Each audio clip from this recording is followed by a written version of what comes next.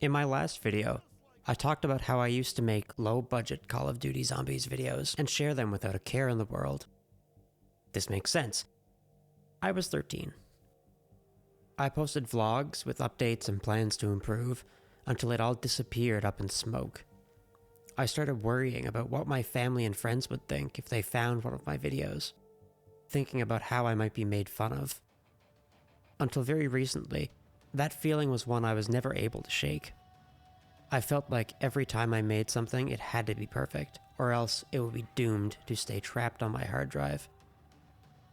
I looked at making videos the way you would look in through a glass storefront as a kid, wanting the expensive toys that were just beyond your reach. In honor of the channel's legacy and the plans I had made 15 years ago, I'm trying something a little different this time, and using the exact footage that I wanted to record back then. To my younger self, we finally got that capture card. In all seriousness though, I'm nervous to try out a different format with so few videos on the channel. This is derivative of the type of content that I was making back then, talking about my experience over gameplay from games that I love. Much like those old videos, the idea behind this video was to just create. My goal in 2025 was to push past my worry that I would be judged and finally make a video to revive this channel. While that goal stalled in pre-production and released almost a full year after it was conceived, it finally was released. Though I still hold on to those feelings of worry, I feel them less with each small step I take in making new videos. I actively choose to live in the present and enjoy every aspect of the process. Writing the script, shooting the video, finding my editing style, processing the audio and video, and finally hitting the publish button to release it into the world. That active decision makes all the difference. I didn't want to continue trying to live my life vicariously through the successes of other creators anymore. Wanting to create and actually creating are two very different mindsets, however. Writing a short video is usually not too hard. Decide on a topic and develop an idea, tell a story that may help someone else, or even just to help yourself.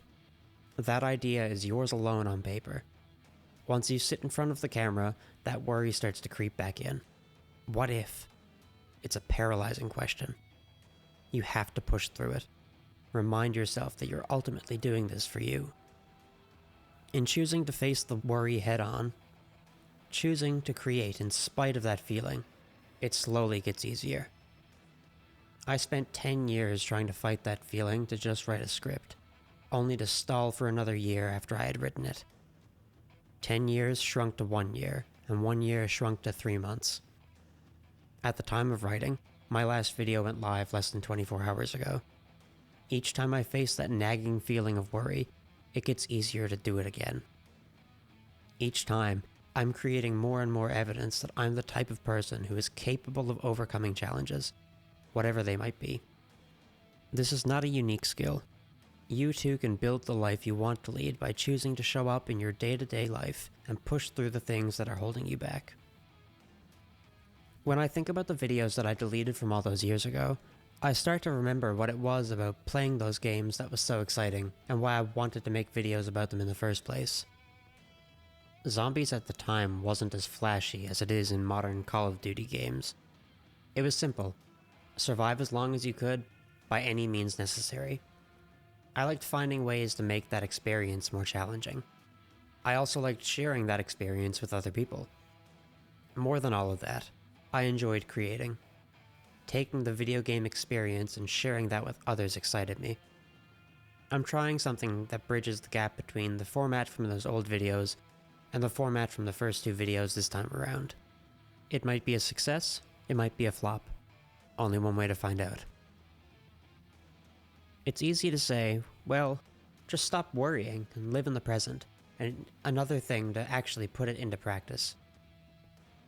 When anxiety has your emotions and decision-making circuitry held hostage, it can be really hard to break that cycle of fear, worry, and indecision. The anxiety feels paralyzing, and you can find yourself finding any way to avoid making the decision, or escaping from whatever thing you want or need to do. How then can you do it? For me, it took a long time, years of effort and discomfort. I failed a lot as I struggled through seemingly easy tasks. The task paralysis I felt from being afraid of judgment would take up entire days at a time. My life would run on autopilot while I spiraled trying to do the things that I needed to do. Whether that was an assignment for my university courses, a simple chore around the house, or even something fun like choosing to reach out to make plans with friends, I would be stuck in my own head and feel frozen. That might be the worst feeling of all, knowing that you're the only obstacle getting in the way of your own happiness. That feeling often led to feelings of guilt and shame, only making matters worse. I'll admit that even now, I'm still not 100% worry-free. I don't always live in the present, and I still find myself having days where the hours mesh together and I doom scroll Instagram Reels or desperately hunt for the next YouTube video. I know that happiness, or at the very least, relief, waits on the other side of the glass, so to speak. In terms of how to overcome your anxiety and be present in your day-to-day life, there are so many resources available online that do a far better job at giving the technical details, pros and cons, and strategies surrounding different methods than I could ever hope to in this video. What I want to talk about is my personal story, what worked for me, and the things that in hindsight weren't so helpful. Some of the techniques that work for me seem like they're too simple to actually work. But stick with me. I didn't believe they would work at first either. In fact, I've been surprised more times than I'd like to admit by how easy it can be to fix seemingly impossible problems. The most common advice that I've heard over the years has been to control your breathing, quiet your mind amidst the chaos of thought, and practice being in those situations to build the identity of someone who can overcome their anxieties. It sounds so simple. Note, that is not the same thing as being easy, but that's the point. It's a simple set of solutions that require a tremendous amount of work. Along with this advice, I have found that more general life advice has also helped deal with the paralysis that comes with the associated fear. Getting enough vitamin D, preferably through sun exposure, getting enough high-quality sleep, and making exercise a habit in any capacity. It's exhausting. No part of it is glamorous. There will be just as many bad days as there are good days in the beginning. It will feel like starting over again and again. But the journey brings with it catharsis, and the destination is a healthier, happier headspace to live in.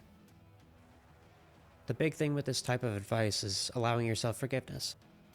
It's relatively easy to start any of these activities, with maybe the only exception being building an identity.